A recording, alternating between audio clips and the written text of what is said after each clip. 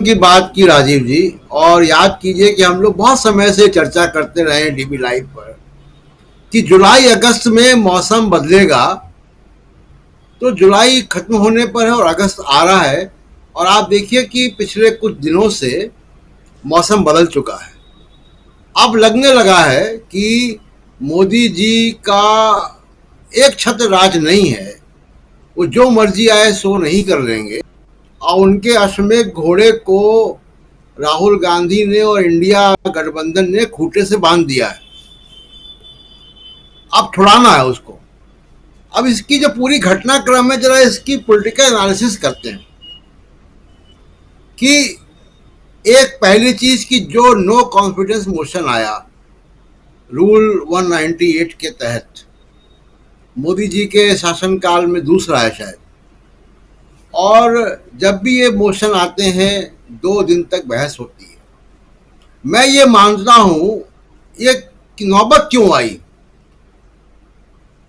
पहली बात कि ये इंडिया गठबंधन की पहली राजनीतिक जीत है, नो कॉन्फिडेंस मोशन को पेश कर पाना और उसमें सरकार को, स्पीकर को जो है बाध्य कर देना कि वो उनकी नोटिस को स्वीकार करें। ये इंडिया गठबंधन की पार्लियामेंट के अंदर ये पहली बड़ी राजनीतिक जीत है। दूसरी बात ये कि ये बड़ा फेलियर है मोदी साहब के क्राइसिस मैनेजर्स का।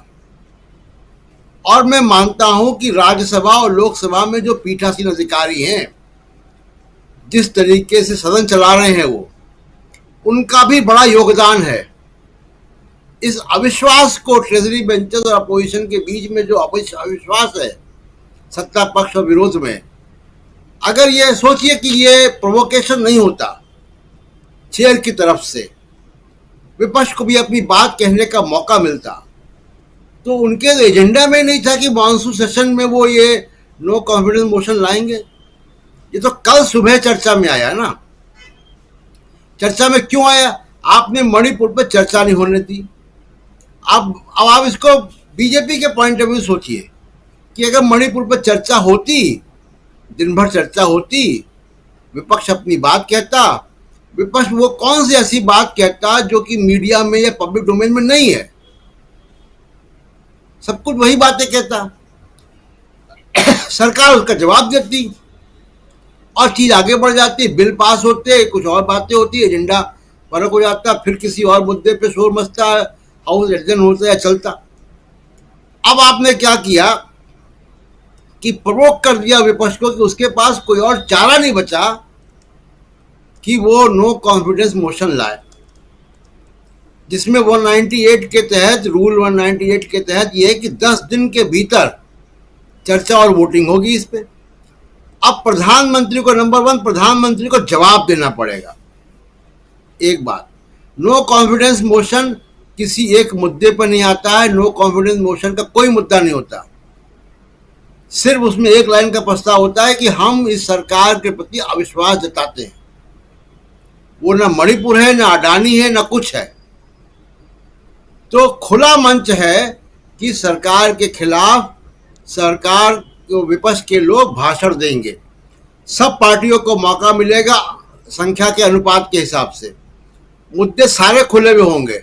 अब यहाँ अडानी भी आएगा, अब यहाँ राफेल भी आएगा, अब यहाँ तमाम सारे वो मुद्दे भी आएंगे जिससे वो भागते रहे मोदी साहब। तो ये मुझे लगता है कि बीजेपी के जो फ्लोर मैनेजर्स हैं, बीजेपी के जो नेता हैं और जो ये प्रिसाइडिंग ऑफिसर्स हैं, इनकी वजह से ये नौबत आई है कि मोदी साहब एक एम्बैरेसिंग पोजीशन में, सिचुएशन में खड़े हैं आज की तारीख में। अब आप देखिए कि 2 दिन तक चर्चा होगी, कम से कम सारे लोग बोलेंगे। तीसरी एक बात जो आपने कही कि एनडीए वर्सेस इंडिया गठबंधन, एक बात अभी हो रही थी। देखिए, मोदी साहब और अमित शाह की फेलियर क्या है और क्यों बीजेपी के सेकंड लाइन के नेता चुप है। हालांकि कल यहाँ पे चर्चा हुई थी तो एक साहब का ट्वीट आ गया था, तो लेकिन आमतौर पे आप देखिए कि बीजेपी के लोग चुप क्यों हैं। तमाम सारे सेकंड लेवल के नेता स्मृति ईरानी बोलती हैं, रविशंकर प्रसाद बोलते हैं और लोग बोलते हैं। लोग देख रहे हैं कि बीजेपी, मोदी साहब की गाड़ी अब पहाड़ से नीचे उतर रही है और मोदी और अमित शाह एनडीए जैसा गठबंधन जैसा वाजपेयी जी का था नहीं बना सकते। इन्हीं के कार्यकाल में शिवसेना, अकाली दल और तमाम दल बाहर चले गए एनडीए को छोड़ के। और आप देखिए कि जब इन्होंने क्राइसिस मैनेजमेंट किया कि जब बेंगलोर में इंडिया गठबंधन बन रहा था, उसका नाम आ रहा था, तब इन्होंने एनडीए का एक मीटिंग बुला ली 38 पार्टियों की। अब उस 38 पार्टियों में वो कौन कौन नहीं, और आपके यहाँ ये बात मैं कह चुका हूं कि जिन भी पॉलिटिकल पार्टीज का राज्यव्यापी आधार होगा वो मोदी और अमित शाह की बीजेपी के साथ हाथ नहीं मिलाएंगे। अभी आपने कहा कि जेडीएस का बयान आ गया, मायावती पहले इसको क्लियर कर चुकी है। अब आप देखिए कौन कौन पार्टियां हैं, JDS, BRS, YSRP Congress, YSR Congress, Telugu Desam party, Bahujan Samaj party. ये वो पार्टियां हैं जो क्षेत्रीय पार्टियां हैं, लेकिन इनका राज्यव्यापी आधार है और ये मानती हैं कि अगर इन्होंने बीजेपी के साथ हाथ मिलाया तो उनका जनाधार खिसक जाएगा, क्योंकि उनको समाज के तमाम वर्ग वोट देते हैं। बीजू जनता दल भी है, हाँ, बीजेडी भी है उसमें जी। तो JDS, BRS, YSR Congress, Telugu Desam, BSP, BJD, इतनी पार्टियां जिनका राज्यव्यापी आधार है वो एनडीए में नहीं है। और ये वो पार्टियां हैं जो इंडिया में भी नहीं है, जो इंडिया गठबंधन में भी नहीं, लेकिन ये मोदी और अमित शाह की एनडीए में नहीं जाएंगी। ये बीजेपी को देखना होगा कि अगर गठबंधन की राजनीति में देश जाएगा 2024 में, तो उनको कोई और नेता चाहिए होगा जो गठबंधन बना सके। वो नेता टॉलरेंट होगा, वो नेता घमंडी नहीं होगा, वो नेता जो है वो आत्ममुग्ध नेता नहीं होगा। वो वाजपेयी जी ऐसा ही नेता कर सकता है ये काम। ये बीजेपी को सोचना है।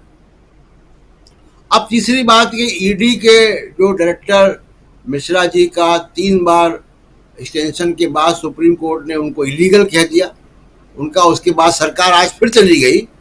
वो क्यों गई, उस पर क्या बात है, वो मैं सेकेंड राउंड में आऊंगा तब बात करूंगा। बिल्कुल बिल्कुल बिल्कुल, ये आप जानकारी जो दे रहे हैं आपसे पहले मीनू जी भी कह चुकी हैं। और बात यह है दोस्तों कि ईडी के जो प्रमुख हैं उनको सुप्रीम कोर्ट ने इलीगल घोषित कर दिया था और 31 तारीख तक, आप सबको अच्छी तरह से पता है कि 31 तारीख आखिरी दिन है उनके कार्यकाल का। सुप्रीम कोर्ट ने ऑलरेडी उनको इलीगल घोषित कर दिया, उनके कार्यकाल को